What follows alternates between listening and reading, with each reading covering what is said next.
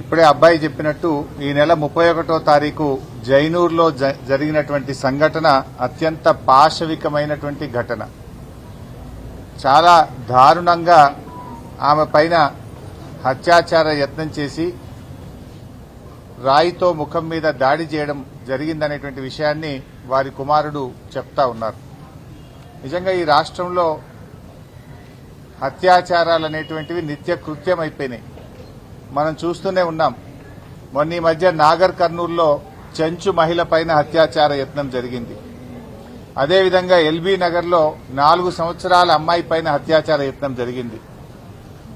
పెద్దపల్లి జిల్లా సుల్తానాబాద్లో 6 సంవత్సరాల అమ్మాయి పైన హత్యాచార యత్నం జరిగింది. భూపాలపల్లి జిల్లాలో రక్షించాల్సిన పోలీస్ మహిళా కానిస్టేబుల్ మీద స్వయంగా వాళ్ళ ఎస్ఐ గారే అత్యాచారం చేసినట్టుగా మనందరం కూడా చూశాం.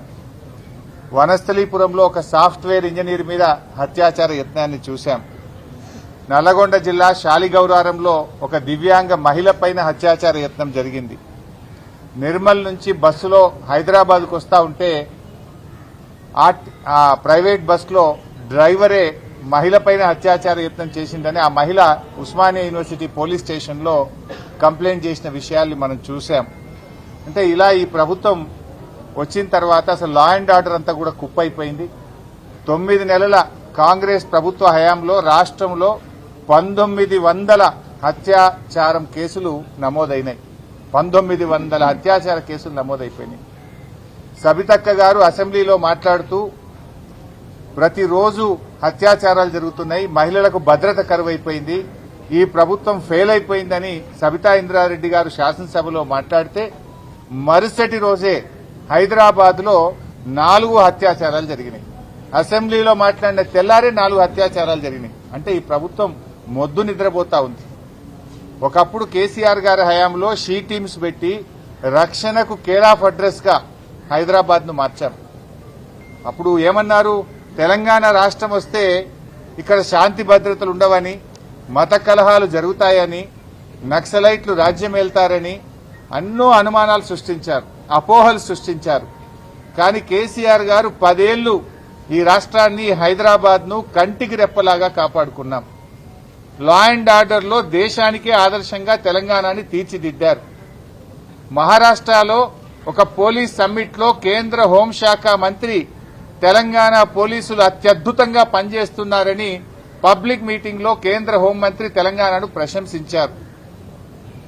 నేషనల్ అడ్వైజర్ ఫర్ డిఫెన్స్ ఒకసారి మన డీజీపీ, అప్పటి డీజీపీ మహేందర్ రెడ్డి గారితో మాట్లాడుతూ తెలంగాణ పోలీసులు బాగా పనిచేస్తున్నారు, టెక్నాలజీని బాగా వాడుతున్నారు, దేశానికి మీరు ఆదర్శప్రాయము అని చెప్పారు.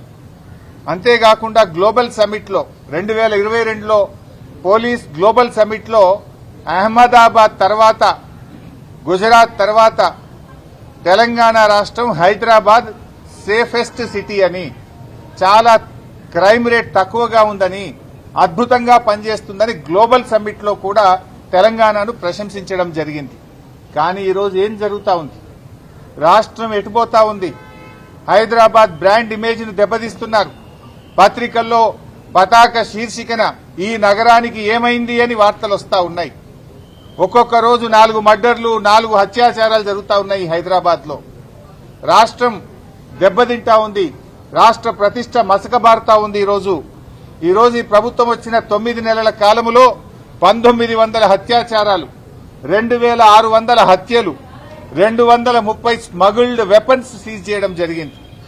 స్మగుల్డ్ వెపన్స్ అంటే గుర్తొచ్చింది. ఈ మధ్య ఒక టీవీలో, ఒక పేపర్లో చదివాను నేను. ఒక అమ్మాయి గాజుల రామారం పోలీస్ స్టేషన్ పరిధిలో ఎల్ఎన్ బార్ దగ్గర పెట్రోల్ దొంగతనం చేస్తుందట. ఆమె బండిలో పెట్రోల్ అయిపోతే పెట్రోల్ దొంగతనం చేస్తే ఆ బార్ యొక్క సెక్యూరిటీ వాళ్ళు వచ్చి ఏందమ్మా ఇట్లా చేస్తున్నావు అని అడ్డుపడే ప్రయత్నం చేస్తే అమ్మాయి తన ఫ్రెండ్కు ఫోన్ చేసింది. 10 నిమిషాల్లో థార్ వాహనంలో 22-24 ఏళ్ల వయసున్న 4 పిల్లలు వచ్చి గాల్లో తుపాకులు తీసుకొని కాల్పులు జరిపి బెదిరించి ఆ అమ్మాయిని తీసుకొని అక్కడి నుంచి వెళ్లిపోయింది. అంటే ఎక్కడికి వెళ్ళి వస్తున్నాయి ఈ తుపాకులు? ఒకప్పుడు బీహార్లో ఉండే ఈ నాటు తుపాకులు ఇవాళ తెలంగాణలో నాటు తుపాకులు రాజ్యం వెళ్తున్నాయి. 22-24 ఏళ్ల యువకుల చేతుల్లో నాటు తుపాకులున్నాయి. పోలీసులు వాళ్ళని సబ్మిట్ చేసినప్పుడు నువ్వు ఎందుకు ఈ తుపాకులు ఎక్కడి నుంచి తెచ్చినావని ఆ పిల్లల్ని అడిగితే బీహార్ పోయి కొనుక్కొని వచ్చినా మేము రియల్ ఎస్టేట్ వాళ్ళని బెదిరించి డబ్బులు సంపాదించదామని తుపాకులు తెచ్చినామని ఆ పిల్లలు చెప్పినట్టుగా పోలీసులు చెప్పిన వార్త నేను చూశాను. కేసీఆర్ గారి హయాంలో 5 ఏళ్లలో 2018 నుంచి 2023 వరకు ఈ స్మగుల్డ్ వెపన్స్ ఎన్ని సీజ్ చేసిందంటే 200 సీజ్ చేసింది. కానీ కాంగ్రెస్ ప్రభుత్వం వచ్చిన 9 నెలల్లో 230 స్మగుల్డ్ వెపన్స్ సీజ్ అయినాయి. అంటే నాటు తుపాకులు రాజ్యం వెళ్తున్నాయి. అడ్డగోలుగా స్మగుల్డ్ వెపన్స్ ఈ రాష్ట్రంలోకి దిగుమతి అవుతా ఉన్నాయి. లా అండ్ ఆర్డర్ కుప్పగూలింది. ఇవాళ ప్రభుత్వం నిద్రపోతున్నటువంటి పరిస్థితి మనం చూస్తా ఉన్నాం. అంటే ఈ రకంగా మొత్తంగా మన రాష్ట్రం యొక్క క్రెడిబిలిటీని దెబ్బతీస్తా ఉన్నది ఈ ప్రభుత్వం. మరి కొత్త డీజీపీ వచ్చిండు. ఈ డీజీపీ గారు వచ్చిన తర్వాత ఆయన వచ్చి అంత 2 నెలలు అయిందో లేదో 2 నెలల్లో రాష్ట్రంలో 4 మత కలహాలు జరిగినాయి. ఆ రోజు 10 ఏళ్ల కేసీఆర్ గారి హయాంలో ఎక్కడా మత కలహాలు జరిగేది కావు. ఈ ప్రభుత్వం ఇవాళ ఈ డీజీపీ గారు వచ్చినాక 4 జరిగినాయి. ఒకటేమో నిర్మల్లో, రెండవది సనత్ నగర్లో, మూడవది గోషామహల్లో, 4వది జైనూర్లో.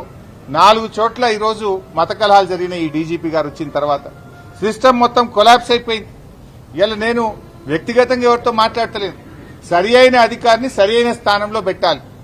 మా మెదక్ జిల్లాలో లా అండ్ ఆర్డర్ ప్రాబ్లం వచ్చి మత కలహాలు జరిగినాయి ఒక 2 నెలల క్రితం. జరిగితే అప్పుడు అక్కడున్న ఎస్పీ గారు బాగాలేరని, డీఎస్పీ గారు బాగాలేరని, వాళ్ళ ఫెయిల్యూర్ వల్ల జరిగిందని వాళ్ళని ట్రాన్స్ఫర్ చేసిండ్రు. ట్రాన్స్ఫర్ చేస్తే ఎక్కడికి చేసిండ్రు? మెదక్లో మత కలహాలు జరిగినాయని లా అండ్ ఆర్డర్ లో ఫెయిల్ అయిందన్న ఎస్పీని తెచ్చి హైదరాబాద్ ఈస్ట్ జోన్ డీసీపీగా పోస్టింగ్ ఇచ్చిండ్రు. అంటే మీరు అవార్డు ఇస్తుండ్రా, ప్రమోషన్ ఇస్తుండ్రా, పనిష్మెంట్ ఇస్తుండ్రా? అంటే మీరు సరిగ్గా పనిచేయడం లేదు. ఈ విషయాలు ఇవన్నీ కూడా చాలా ఆందోళనకరంగా ఉన్నాయి. అందువల్ల మేము కేంద్ర హోంశాఖను కూడా కోరుతా ఉన్నాం. ఈ రాష్ట్రంలో మహిళలకు భద్రత కరువైంది. ఇవాళ లా అండ్ ఆర్డర్ కొలాప్స్ అయింది. కేంద్ర హోంశాఖ జోక్యం చేసుకోవాలని, కేంద్ర ప్రభుత్వం స్పందించాలని చెప్పి కూడా మేము కోరుతా ఉన్నాం. జాతీయ మహిళా కమిషన్ కూడా స్పందించాలి. ఇలా రోజు మహిళలపై అత్యాచారాలు నిత్య కృత్యమైపోయినాయి ఈ రాష్ట్రంలో. జాతీయ మహిళా కమిషన్ కూడా స్పందించాలని చెప్పి కూడా మేము ఈ సందర్భంగా కోరుతా ఉన్నాం. డయల్ 100 పనిచేస్తలేదు. గతంలో డయల్ 100కి ఫోన్ చేస్తే 5 నిమిషాల్లో 10 నిమిషాల్లో పోలీసు వాహనం వచ్చేది.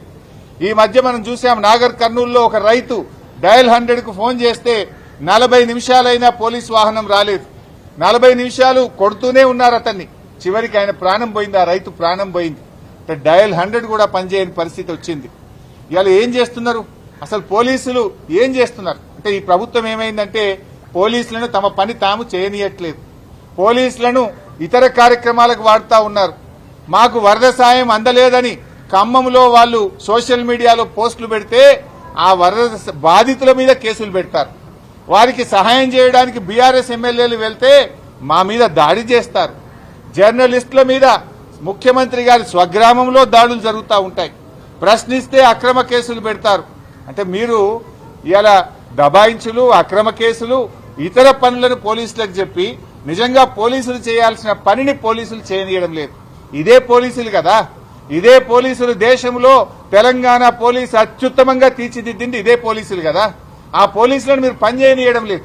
పోలీసులను ఇతర కార్యక్రమాలకు వాడడం వల్ల ఇవాళ రాష్ట్రం యొక్క వ్యవస్థ దెబ్బతింటుంది, రాష్ట్ర ప్రతిష్ట దెబ్బతింటుంది. ఇది అంతా కూడా ముఖ్యమంత్రి గారి ఫెయిల్యూర్. ఈరోజు ఈ ముఖ్యమంత్రి గారు వరద విపత్తు సహాయం చేయడంలో ఫెయిల్ అయిపోయింది, వరద నిర్వహణలో ఫెయిల్ అయిపోయింది, లా అండ్ ఆర్డర్ లో ఫెయిల్ అయిపోయింది, రుణమాఫీ చేయడంలో ఫెయిల్ అయిపోయింది, విద్యా వ్యవస్థను నడిపించడంలో ఫెయిల్ అయిపోయింది. మొత్తంగా ముఖ్యమంత్రి గారు ఫెయిల్ అయిపోయింది. ముఖ్యమంత్రి గారి దగ్గరనే హోంశాఖ ఉంది. ఆయన నిర్వహించే హోంశాఖ ఇవాళ ఎట్లయిపోయింది? రోజు 2 హత్యలు 4 మానభంగాలు అన్నట్టు అయిపోయింది రాష్ట్రం. ఇదా మీరు నిర్వహించేది? ఇదా మీరు ప్రతిష్ట చేసేది? ఎంతసేపు ప్రతిపక్షాలను చేసుడు, మా మీద అక్రమ కేసులు పెట్టుడు, మా ఎమ్మెల్యేలను వేధించుడు, ఎమ్మెల్యేల ఇళ్లకు పోయి కండువాలు కప్పడం మీద బిజీ ఉన్నావు తప్ప పాలన గాలి తొదిలేసింది ముఖ్యమంత్రి గారు. ఈరోజు ఇంకా బాధ కలిగేటువంటి అంశం, నిన్న ఎన్కౌంటర్లు జరిగినాయి. నిన్న ఖమ్మం జిల్లా, భద్రాచలం, కొత్తగూడెం జిల్లాలో ఎన్కౌంటర్ జరిగినట్టుగా ఈరోజు పత్రికలో చూసాం. 6 చనిపోయినట్టుగా. 10 ఏళ్ల కేసీఆర్ గారి హయాంలో ఎప్పుడన్నా ఎన్కౌంటర్లు జరిగినాయా? నిన్న ఒక పెద్ద ఆయన చెప్తా ఉండే, దశాబ్ద కాలంలో ఒక్క బుల్లెట్ చప్పుడు కూడా వినిపించలేదు. ఎటుపోతుంది రాష్ట్రం? ఏం చెప్పింది ఎన్నికల ముందు? మాది ప్రజాస్వామ్యమని, ప్రజాపాలనని. ఇవాళ ఫేక్ ఎన్కౌంటర్లు చేస్తున్నటువంటి పరిస్థితి కూడా కనబడతా ఉంది. కేసీఆర్ గారి హయాంలో ఫేక్ ఎన్కౌంటర్లు లేవు. కాంగ్రెస్ వచ్చింది, మళ్లీ ఎన్కౌంటర్ల సంస్కృతి తెచ్చింది. ఇలా మేధావులు కూడా స్పందించాల్సిన అవసరం ఉంది. ప్రజాస్వామ్యాన్ని ఖూనీ చేస్తా ఉన్నారు. పేరుకే ప్రజాపాలన, అంతా అక్రమాలే, అన్ని నిర్బంధాలే, అన్ని అక్రమ కేసులే ఈ రాష్ట్రంలో జరుగుతా ఉన్నాయి. ఈరోజు మరి జైనూర్లో గిరిజన మహిళ పైన జరిగిన హత్యాయత్నం గాని, హత్యాచార యత్నాన్ని బీఆర్ఎస్ పార్టీ తీవ్రంగా ఖండిస్తా ఉంది. దీని మీద ప్రభుత్వం స్పందించాలని, ఆ కుటుంబానికి 10 లక్షల రూపాయల ఎక్స్గ్రేషియా చెల్లించాలని బీఆర్ఎస్ పార్టీ ఈ ప్రభుత్వాన్ని డిమాండ్ చేస్తుంది. ముఖ్యమంత్రి గారు, మీరు హైదరాబాద్లోనే ఉన్నారు కదా, ఇవాళ మహిళ హైదరాబాద్ లో గాంధీ ఆసుపత్రిలో ఉంది. కనీసం వచ్చి చూడ్డానికి నీకు టైం దొరకడం లేదా? నువ్వు వారికి పోయి ఇంద్రవెల్లికి పోయి పెద్ద పెద్ద మాటలు చెప్పొచ్చినావు కదా. మరి ఒక గిరిజన మహిళ, ఒక గోండు మహిళ హత్యాయత్నానికి గురై చావు బతుకుల్లో ఉంటే కనీసం పరామర్శించడానికి కూడా మీకు టైం దొరకలేదా? మీరే హోంశాఖ మంత్రి, మరి మీరే ఈరోజు గిరిజన శాఖ మంత్రి, మరి మీరు కనీసం పట్టించుకోవడానికి సమయం చిక్కడం లేదా అని నేను అడుగుతా ఉన్నా. మానవీయ పాలన అంటే ఇదేనా? కనీసం పరామర్శకు కూడా వాళ్ళు నోచుకోలేదా? ఇది ఏం పద్ధతి అని ఈరోజు మేము అడుగుతా ఉన్నాం. సో ఈ యొక్క సంఘటనలు జరగకుండా ప్రభుత్వం స్పందించాలని, భవిష్యత్తులోనైనా ఇప్పటికైనా పోలీసు వ్యవస్థకు ఫ్రీ హ్యాండ్ ఇచ్చి వాళ్ళ పనులను వాళ్ళని చేసుకొని ఇవ్వాలని చెప్పి కూడా మేము ప్రభుత్వాన్ని డిమాండ్ చేస్తున్నాం.